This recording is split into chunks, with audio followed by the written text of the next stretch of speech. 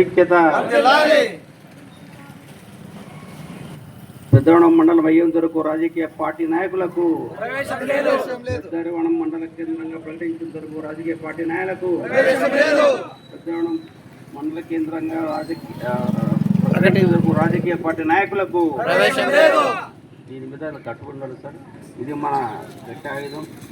అంటే ఈ ఆయుధంలో ముఖ్యంగా నేనుకుందంటే మన గ్రామంలో ఉన్నటువంటి రాజకీయ నాయకులు కూడా సహకరించాలా, అది చాలా ముఖ్యము. వాళ్ళు సహకరిస్తారనే నమ్మకం ఉంది, సహకరిస్తారు కూడా. వాళ్ళు కార్యక్రమాలు చేసుకోవచ్చు, గ్రామాలకు తీసుకొని రాజకీయంగా మీరు ఏమిటంటూ కూడా పాల్గొనరు దయచేసి. ఎందుకంటే ప్రభుత్వ కార్యక్రమాల్లో పెన్షన్ ఇచ్చేది లేకపోతే పట్టాలు ఇచ్చేది ఇట్లా వస్తాయి, అప్పుడు రాజకీయ నాయకులుగా మీరు పాల్గొనవద్దండి. వాళ్ళు అధికారులు వస్తారు, కలెక్టరు తహసీల్దారు ఎవరు ఉంటారో వాళ్ళు ఇస్తారు అంతే. కానీ దయచేసి పెన్షన్ల పంపిణీకి కానీ తర్వాత దీనికి కానీ ఈ కూటమి నాయకులు ఎవరు కూడా పోకూడదని చెప్పేసి మేము మనవి చేస్తున్నాం. దాన్ని వాళ్ళు ఖచ్చితంగా సహకరిస్తారు. సహకరించడం ద్వారా మనకు ఏమంటే మన గ్రామ ఐక్యత కూడా తెలుస్తుంది. అవునప్పుడు వాళ్ళ గ్రామాల్లో అభివృద్ధి కార్యక్రమాలు కుంటుపడడానికి వీలు లేదు, అభివృద్ధి చేయలే. ఈరోజు మనం చూస్తాం, పత్రిక వస్తుంది, మన సార్ వీరేంద్రపాడ పెద్దగూడని మొత్తం రూపురేఖలు మార్చేస్తూ ఉన్నారు. చాలా సంతోషం. మనకి హెల్త్ సెంటర్, అంగన్వాడీ అవన్నీ అన్నీ చేస్తారు. కానీ ఒకటి ఏమంటే ఆయన అన్ని పనులు చేయాలా, కానీ ఆఫీసుల ద్వారా జరగాల. ఆయన ప్రత్యక్షంగా అక్కడ గ్రామం వరకు ఏ రాజకీయ నాయకుడు స్థానికంగా ఉన్నవాళ్ళు ఎవరు కూడా దాంట్లో ఉండకూడదని చెప్పేసి అటు బీజేపీ, జనసేన, అదేవిధంగా టీడీపీ నాయకులు కూడా ఈ వేదిక ద్వారా మనం చేస్తున్నాం. దయచేసి మీ సహకారం మాకు స్ఫూర్తినిస్తుంది, మరింత బలంగా మన సందేశం వినిపిస్తాం. Thank you. ఇదే మాట కాబట్టి చేయడానికి సంకల్పం ఉంటే ఖచ్చితంగా మనకు అవకాశం ఉంది. మనకు ముఖ్యంగా గ్రామస్తులంతా కూడా సహకరిస్తున్నారు. గ్రామంలో ప్రతి ఒక్కరు కూడా ఇది పెద్ద నిర్వహణకి ఆత్మగౌరవ సమస్యగా చూస్తున్నారు. ఇది సెల్ఫ్ రెస్పెక్ట్.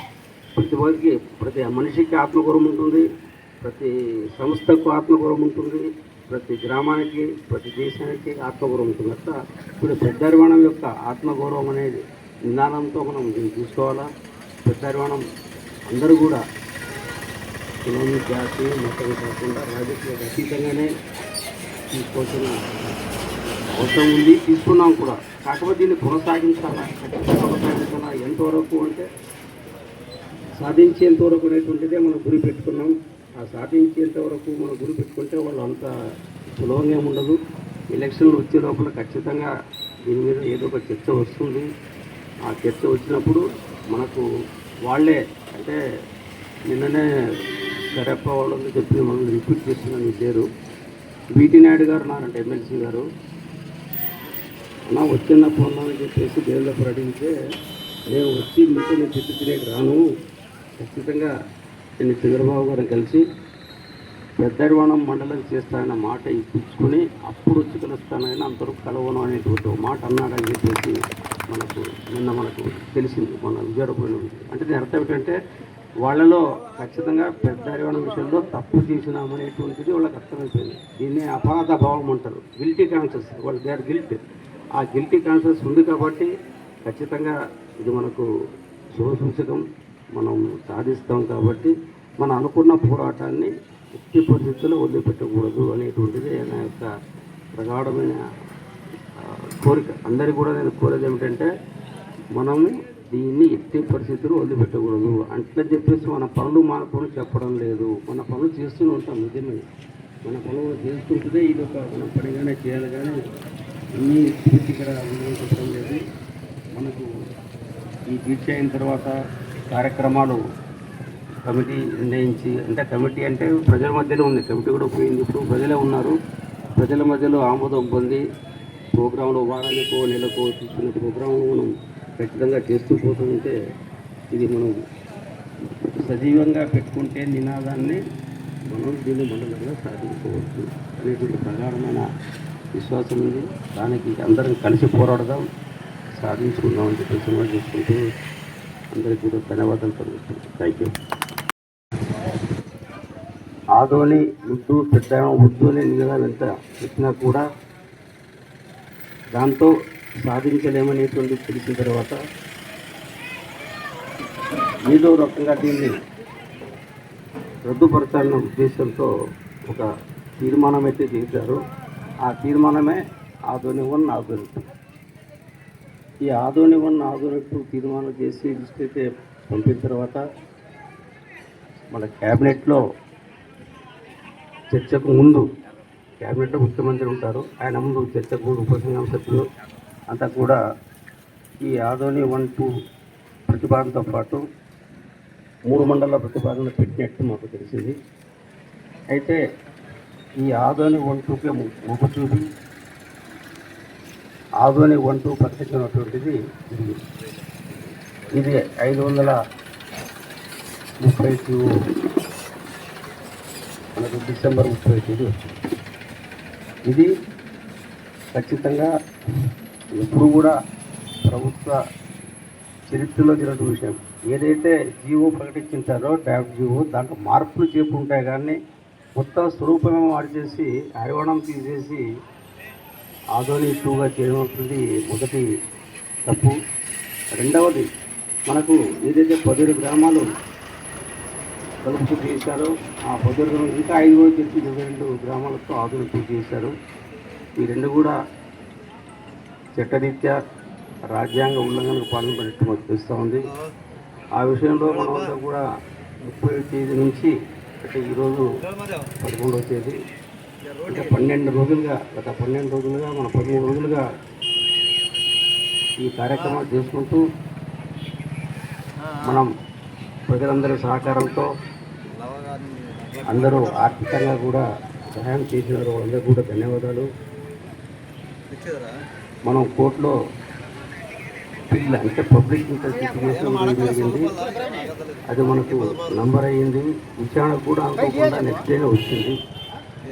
ఎందుకంటే బుధవారం కాబట్టి మేము మంగళవారం బుధవారం వచ్చేది. ఇప్పుడు దాన్ని 4 వరకు వాయిదా వేసినారు. అది ఏమవుతుంది అనేటువంటిది మనం వేచి చూడాల్సిందే. అయితే ఈ మధ్యలో అంటే ఈ వారం కిందట మనం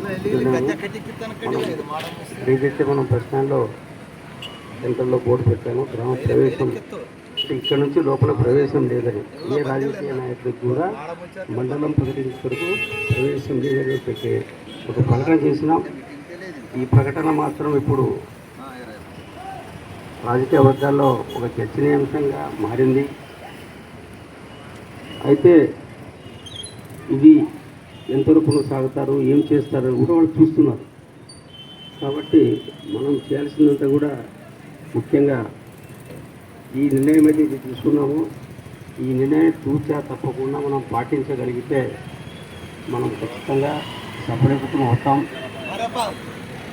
తిరిగి మన మండల కేంద్రాన్ని ఇక్కడ స్థాపించడానికి అవకాశాలు ఎక్కువ ఉంటాయని మనం చూస్తున్నాం. మొన్న కూడా ప్రోగ్రాం జరిగింది.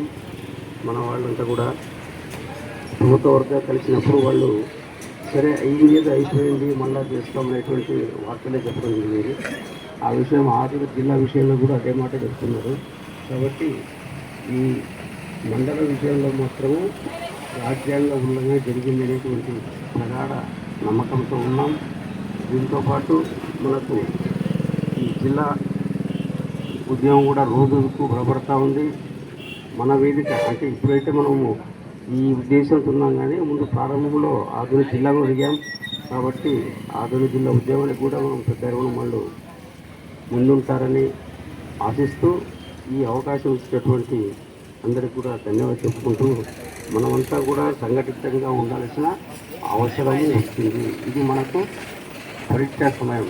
ఈ పరీక్షలో నిలబడగలిగితే ఖచ్చితంగా మన గ్రామం చరిత్ర పుటల్లో మిగిలిపోతుంది. ఇక్కడ యువకున్నారు కాబట్టి చెప్పాలని మీరు అస్సాం పేరు వింటారు. అస్సాంలో ఒక అమ్మాయి అంటే గతంలో షర్మిల అనే అమ్మాయి, ఆమె ఎన్ని రోజులు చేసిన తెలుసుకుంటే ఆశ్చర్యపోతారు. ఆమె 468 రోజులు చేశారు, 458 days. ఒకసారి చూడండి, ఆమె బలవంతం మీద హాస్పిటల్ పెట్టించి ఆమెకు ముక్కుల్లోనూ చెక్కిస్తే కూడా నష్టం ఉంది. ఆమె అక్కడ పోలీసులు చేసిన దౌర్జన్యం మీద ఆమె కూర్చుంది, చట్టరీత్యా వ్యతిరేకం అని. సరే